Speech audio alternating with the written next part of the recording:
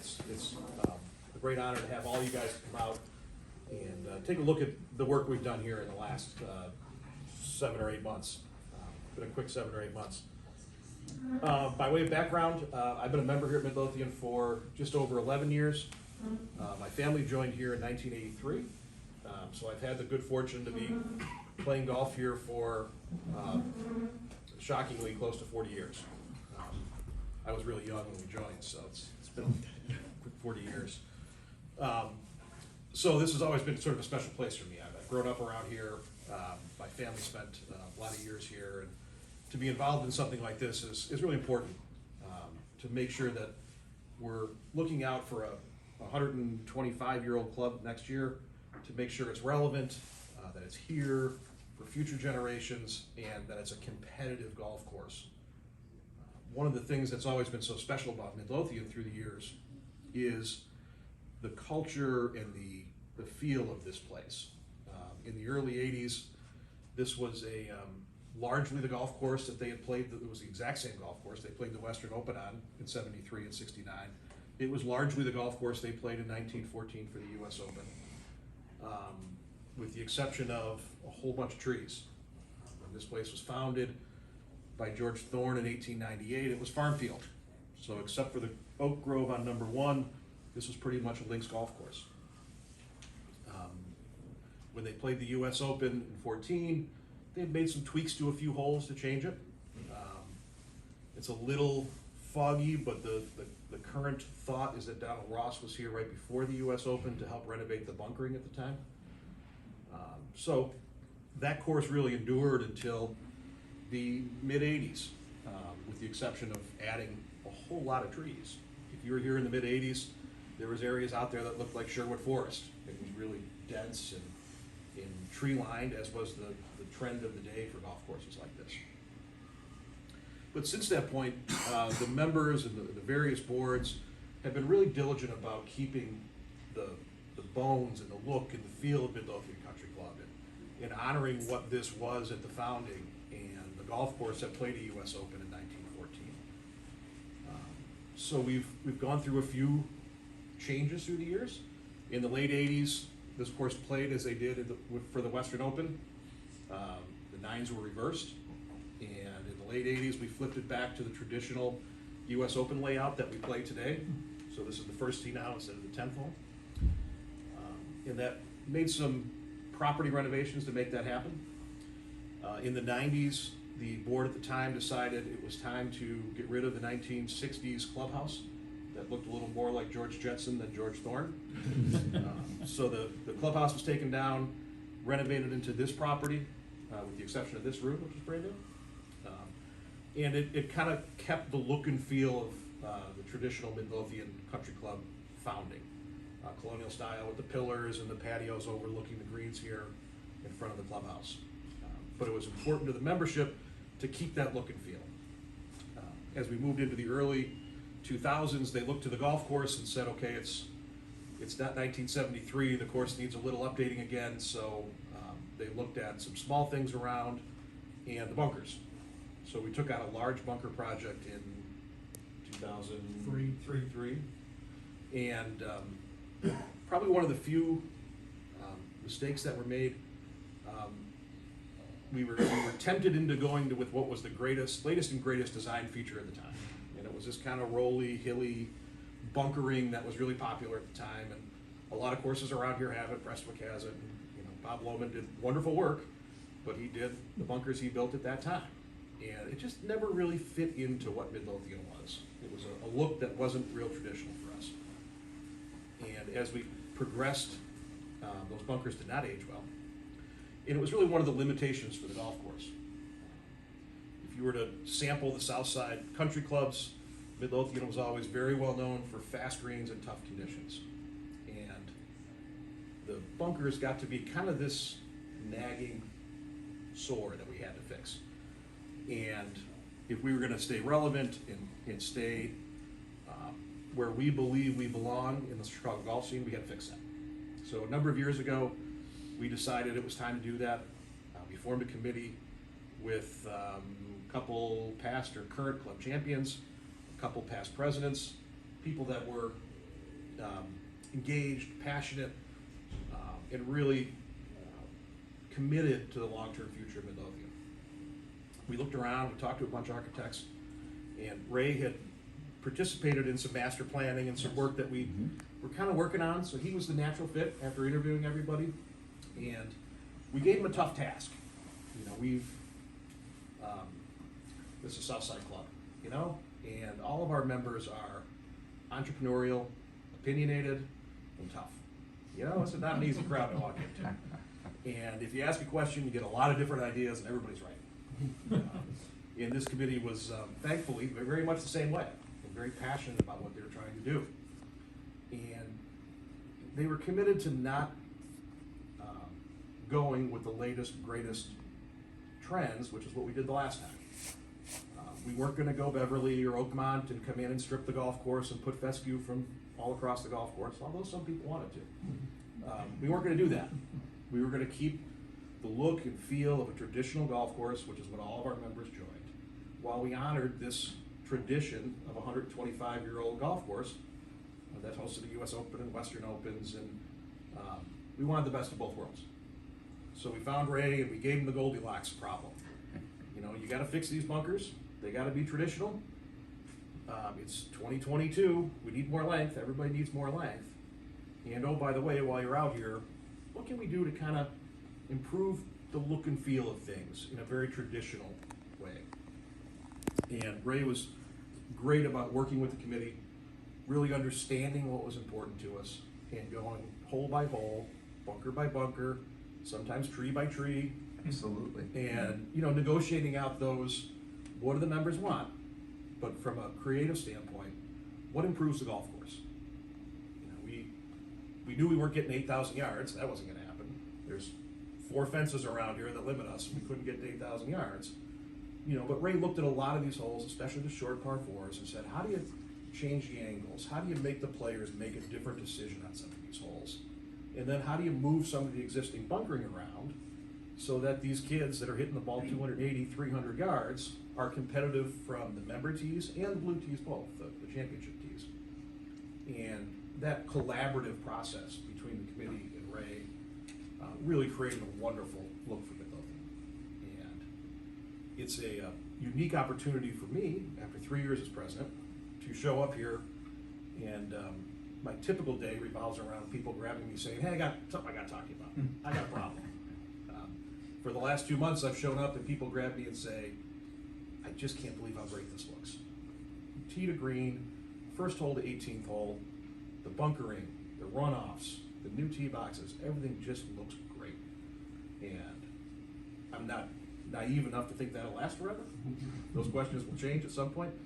But the renovations have really addressed the problems we wanted, while also keeping that look and feel of a traditional 125-year-old golf course that's so important to us in our position in the Chicago golf scene. So I'll turn it over to Ray. We're gonna have a little window here where we can play golf, so we're gonna let Ray talk just long enough to get you past the rain, and then we'll get you out on the golf course. There we go. But we're incredibly proud of what's out there, and I hope we get you out there for all 18 holes so you can see it. And thank you for coming today. Appreciate your time. Thank you. I've got dark sky, and it's going to beat me when the rain moves west. It's going to move west. Ladies and gentlemen, thank you. Let's see where the best place to stand. Probably right here. This has been an absolute honor to work with one of the great historic clubs in Chicago, and the pandemic has been bad for a lot of the industry. It's ironically it's had the opposite effect on the golf industry, especially the golf design industry. All of us in the ASGCA, which I'm a member, we look in that rear view mirror and we remember the Great Recession. And I was fortunate. I think I had Neil at Jamie McClefty. I was working with him and at Mistwood, and we had a couple wealthy clubs, so we made it through. But we just celebrated our 25-year anniversary a year ago, and some of you were kind enough to write it up. But the thing that we looked at, what makes a project like this successful? And at the top of the list, I discussed it with my small staff. The team that you're working with, and I quote team, has to be passionate. This team was off the charts. And you have to have a project, and we've got several around the country, that a common characteristic is a passionate president. And Matt, you have been great. What an honor serving you and your board members and committee members. And so we normally do this at the end of the speech, but this was truly a team effort. And there were two gentlemen that I really want to give some extra tribute to that were there on every site visit that I had out on the course. And I thank you for all your input and everyone's input in this room that reached out to me in one way or another. Matt Berry and Mark Wheeler, I mean, thank you. Thank you for all your input. And then, ladies and gentlemen, the golf architect gets a lot of the credit. The golf contractor and their shapers. We had a gentleman, Bill Humphrey, who was the project manager, former center for the Nebraska, an imposing individual. So I was always, I started my discussions with him by calling him sir. And then Eric, I forget Eric's last name. He had just finished shaping at the Chicago Golf Club. He was the lead shaper.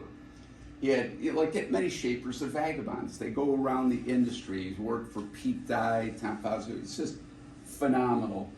Corey Von Tungen, the past superintendent, did a great job. Chris Flick is doing a great job growing it in now. Thanks, Brandon Adair, for your comments, and everyone else in this room. I mean, at one point, you gave a lot of input, and it's been a true labor of love. Again, we couldn't do this without your guidance, Matt.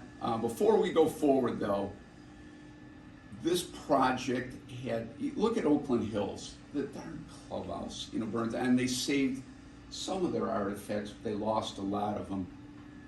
This club had a plethora of historic maps and drawings and photos to draw from. This was amazing. This was found in the maintenance facility attic. And unfortunately, the bottom 1/3 was water damage, but it was by a gentleman, Wendell Miller, who Mark Wheeler and I have done some research on out of Columbus, Ohio. He was a drainage specialist, and that's what he was hired for, but he was passionate about golf. Look at the detail of this as-built from 1925. That was absolutely gold to reference. And if you look at this drawing, we were able to do this on every hole in our early discussions with the club. Started from 1898, the original drawing, 1925, 1930-ish aerial, and then we had 1950, 60, 70, all the way to present. So, and a lot of the clubs we work for, we just don't have that information. On this one, we absolutely did. Again, the 1935 aerial. The early photos were absolutely invaluable, and as Matt pointed out, the great Donald Ross came to the course in 1914, but then there was another article that he was also there the year before, 1913. Obviously, star-studded past with Walter Hagen winning the Open Championship and all the great tournaments. I mean, just either you have history or you don't. As Matt said, from a golf course architect standpoint, the number one way you can respect the club's history and the original designer and his design intent, Herbert Tweedy, was the foundation of the design, the routing. The routing here is very, very good. And then the heart and soul of every golf hole, the green complexes. So those were both strongly discussed in great detail with the board, the membership, and we agreed with that, and we respected the history and tradition with both. The primary focus, and as Pete Dye was one of my sponsors, said this is the holy grail of golf design, that whatever you do, and Alistair McKenzie was probably the best at it, making things strategic, playable, enjoyable for all levels of golfing ability. Now in the ASGCA, we almost have fist fights over this. There's some members, I won't name them, that's impossible. You know, some clubs are such high handicap that you just can't do it.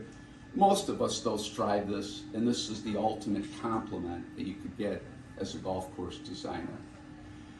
And again, Bob Lohman's a personal friend of mine. In this era, this was in vogue.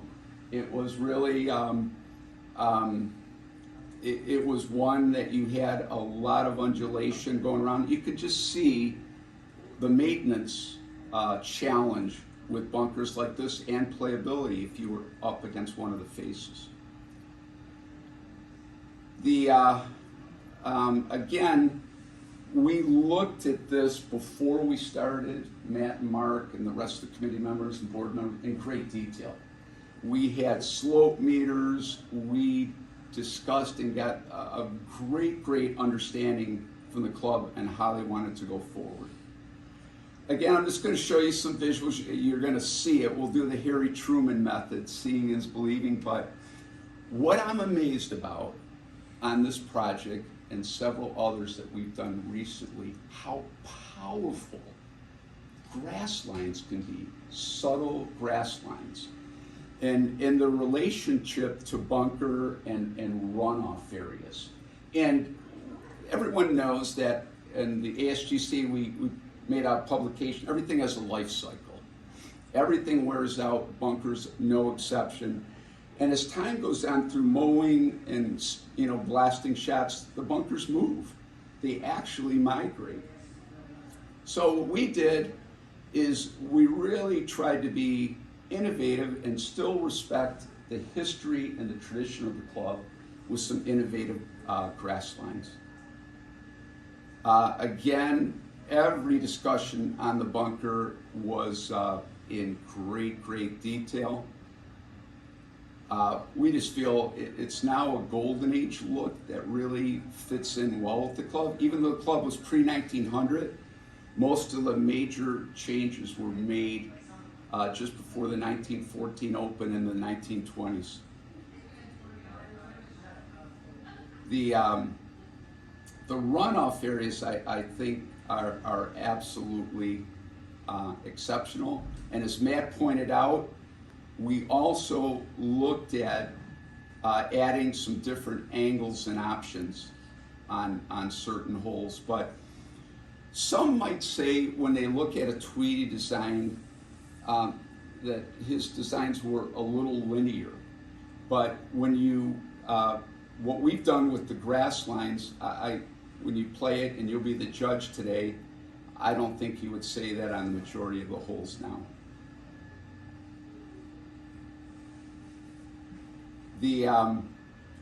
One of the biggest changes was the bunkers, and is anyone in the room a Golf Club Atlas member? Okay, and again, Golf Club Atlas people are some of the most passionate people in golf. The men and women will stay up at night discussing why a bunker was turned 30 degrees instead of 40, and have some pretty good arguments for it. So I love that passion, and boy, Matt and Mark, you would say, we sure had those discussions on site in great detail. The change too, I know with the nines, and again, I think both are great nines for different reasons, but if for a tournament, the club ever wanted to make the front nine, the back nine, wow, I mean, 7, 8, and 9, those are great finishing holes. This is amazing though, when you look at for each hole, when you can discuss in detail what was Herbert Tweedy's original design intent, was Ross involved by the time you got to the 1925 as-built, you had 1930, the aerial, and then we had all the aerials in between. So we were able to pick and choose and have discussions on what merits restoration and what merits remodeling. The complexity of the hole on 14 with the new tees that have been added, again, Alistair McKenzie, C.B. McDonald, angles and options. And for this short par 4, this is now very exciting, and the tees play into a lot of the improvements. Let's give you guys a little eyeful. The runoff areas too, I think, when you have the option of recovering with a chip, a lob, a putt, I mean, it's just more thoughtful, and it makes those back or side pin placements more meaningful. Scorecard, and again, everyone, you know, is going after length because of the technology in the game, and that's another story for another day.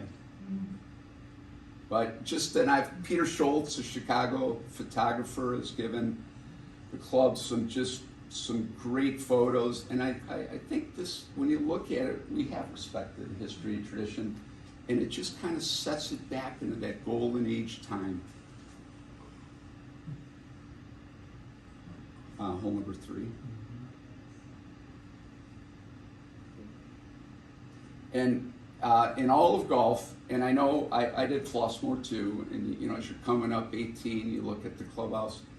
This is probably, out of all my travels around the United States, one of the most epic scenes as you're coming up 18 and look at this grand clubhouse. I mean, it is absolutely phenomenal. So that's it. I just wanted to give you, ladies and gentlemen, just a little bit of an eyeful. Hopefully, it's almost beat. The rain is just going to stay to the west, but it's the last sprinkles. But any questions? Ray, did it help that you had worked on Flossmoor, which was also a Tweedy? Yes. And coming in here, and how so? I'm sorry, the question. But it's also a Tweedy. Yes. Yeah. Yeah. Flossmoor and Midlothian are, I think the strengths of both are the routing and then the green design. And again, at both, Mark and I were discussing what are the original ones still left here, and at Flossmoor some have been tinkered with, but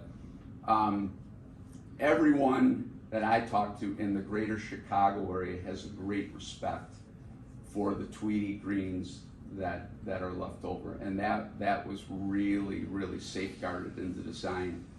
The approach on the bunkers, you've got an apple and an orange. Both clubs, we had, again, significant discussions. It's like you're building a home. Okay, what type of windows do you want? So, Matt, we had with the committee and board members, we had many discussions. And then, you know, my design at Mistwood with the late James McQuethy, those are the Rivette wall stack side bunkers. Flossmoor, we went through A to Z, and the club wanted the George Thomas Jr., Robert Trent Jones Sr. type bunkers. Which are better? That's an apple and an orange. I think these just fit this club perfectly. So, again, with your children, which child do you love the best? I love all my children. So, Matt, you've had a great tradition of Evans scholars here. Can you speak to the caddy program at Midlothian? Sure. It's certainly a point of pride for the club. I'll point out that Bob Thies is here today. He was on our bunker committee. He was an Evans scholar here at Midlothian. Bill England is former past president. He was on the bunker committee, and he's a WGA director. Mark Wheeler, same story. Apparently a lot of past presidents end up on a WGA board. but it's something we're really proud of. You know, we have 16 kids in the Evans program now, Bob? 19. 19? We've had 100-ish go through total. 153. 153. So it's a great point of pride for the club, and it's an area that we think is really important to the culture of the club. Having a good caddy program, to come out on Saturday and Sunday mornings and see half the groups walking with caddies carrying bags. It's a great accent to the club, and for us to be able to then help a bunch of kids get through college that wouldn't maybe not normally get there is a real nice feel good, and it's a point of great pride for the club. And I'll point out that Brandon Adair, our pro, is here, and it's not easy. You know, managing 150 high school and college kids is not always the easiest thing in the world, but it's something we take a lot of pride in, and it's a great accent to a country club. Point out that Ray is an Evans Scholar also. Yes, and Chick, I'm sorry, I'm sorry. Yeah, and it's funny, when you look at the Evans Scholars, you got politicians, you've got engineers, heart surgeons, this and that, and ladies and gentlemen, I pitch myself every morning. What I do and other architects, I mean, it's a lifelong dream. I mean, Pete Dye said it best. He goes, our bad day is a bunker that we didn't do right, or a dog leg angle, but if that's your worst day, you know, in golf, I mean, it is an honor and a privilege, and Chick was everything. I mean, and the fact that Chick was so involved in Chicago area golf at Midlothian and Flossmoor, and Chick came in second in the Open, and there's a picture of him, his final chip. If that would have gone in, he would have forced a playoff with Walter Hagen. But I was the last group that met Chick Evans, and then he died the next year. He used to go around to all the houses. So what the WGA has done for all of us is just incredible. And I'm either, some say, really smart or really dumb to still be in the golf industry, but every day is just a dream for what I do. But at night, my wife said, you know, you had another restless night. Well, you know, I'm thinking this whole, if I just turned it more or on this, and sometimes all of us do, and you wake up at night, you go to your board, you make a little squiggle, and you're like, oh, okay, I got that figured out. So, yeah, Chick was everything. He was everything. Just a quick question, Ray. Yeah. On some level, as a designer, is it a little more challenging to do a renovation than just start completely from scratch? Because obviously you have to, you know, really just identify what the original designer had wanted for this course. But when you're doing something brand spanking new, it's all your ideas. Great question. And the recession pretty much made new golf course design extinct. But all of us now, we have two of them on the board. And matter of fact, we're under construction with LeBar Golf in Plymouth, Michigan, on one that's basically an existing golf course. The Pulte family owns it, a Pulte owned. Blow it up. So between the two, you've got, again, you got an apple and an orange. Which do I like better? I like them both, but which is more difficult? By far, the restoration, renovation, remodeling, because when you're going into a club, especially a passionate club, sometimes the club has 100 in-staff golf course architects. So, and I love that. I love the feedback, and it was really exhilarating. I mean, we had great discussions. You can't fake passion, and this club has passion and love for this historic club beyond rings. So, but yeah, it is a lot more work, a lot more, and you have a lot of people to satisfy. And yeah, when you're going through talking about different scenarios, it's fun. I absolutely love it. But yeah, apple and an orange. Yeah.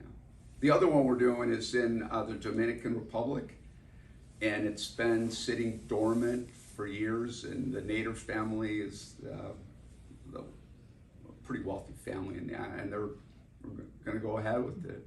It doesn't hurt that a Four-Season hotel is committed to the right of them, and a Carnival cruise line is gonna put it back, so kind of an easy business decision now.